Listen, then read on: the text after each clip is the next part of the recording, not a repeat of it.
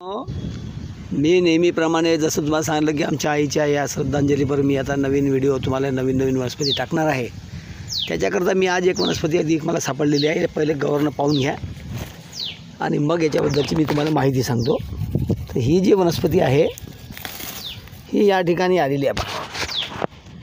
हे वनस्पती पर्जन्यकाळी आपल्या जसा आपला घेऊन म्हणायला लागते तो स्वतःहूनच ही वनस्पती येणं सुरू होतात।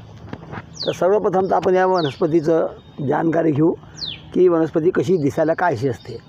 तर ही वनस्पती जवळपास 3 ते 4 फूट उंच होते आणि याला हे जे पान येते या पानाची विशेषता पहा तुम्ही, करवतीच्या आकारासारखं या वनस्पतीने पानाले असे करवतीसारखा एक कोणे असतात, जसे आपण लाकूड कापण्याची करवत असते त्या पद्धतीने हे पान तयार होते। त्याच्यानंतर मागची बाजू याची थोडीशी रंगामध्ये बदलीन, समोरच्या रंगामध्ये आणि मागच्या रंगामध्ये याचा थोडा बदल असते आणि हे अशा लांब दांड्या होतात बघा।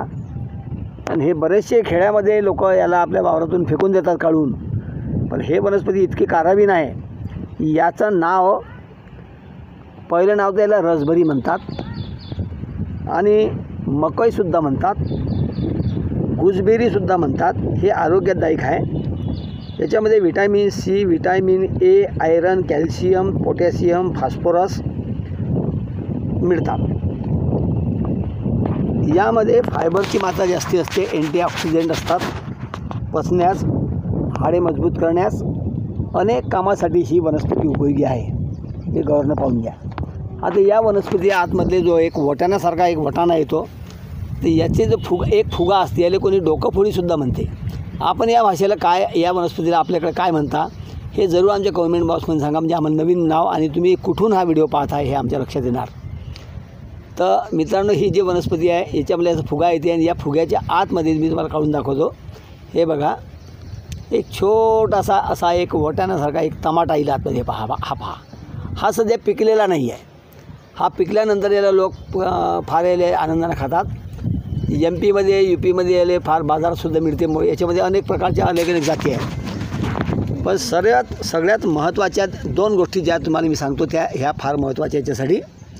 सगळ्यात पहिले तर हे की या झाडाची जी मूळ आहे हे अशा कामाची आहे की ज्यांचे दात दुखतात, वारंवार दात दुखतात, दाताले ठणक असते, तर या झाडाची मूळ जर तुम्ही शनिवार किंवा मंगळवार या दिवशी या झाडाला आदल्या दिवशी आमंत्रण देऊन की कोण्या कामासाठी या झाडाला तुम्ही नेता आणि ती मूळ जर तुम्ही तुमच्या दंडामध्ये किंवा तुमच्या जवळ किंवा तुमच्या गळ्यामध्ये बांधली तर यांना दात दुखी बिलकुल थांबून जाते, असे अनेकाचे याच्यावर मत आहेत। आणि दुसरी गोष्ट, फॅटी लिव्हर ज्याला म्हणतात, जे लिव्हरवर फॅट चढते म्हणजे लिव्हरवर चरबी ज्याच्यात चढते, लिव्हरच्या चरबीला नष्ट करण्यासाठी यात अद्भुत गुण आहे। म्हणून ही वनस्पती तुम्ही याचा पाहून घ्या आणि हे लक्षात घ्या आणि याचा उपयोग घ्या।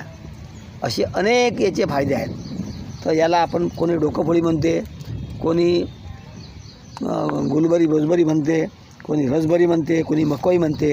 तर असे अनेक प्रयोग या वनस्पतीचे आहेत। तर जाणून घ्या, समजून घ्या आणि याचे फायदे घ्या आणि काय तुम्हाला अनुभव येते हा अनुभव जरूर आम्हाला तुम्हाला सांगा की आम्ही याची वाट पाहतो। आणि हे या चॅनलला लाईक करा, सबस्क्राईब करा आणि अनेक प्रकारच्या जडीबुटीची माहिती घ्या। चला परत भेटूया नवीन व्हिडिओत। धन्यवाद। तुम्हाला या वनस्पती मी याचे टमाटे पिकलेले सुद्धा दाखवलेले आहेत, ते पहा आणि याचा फायदा घ्या।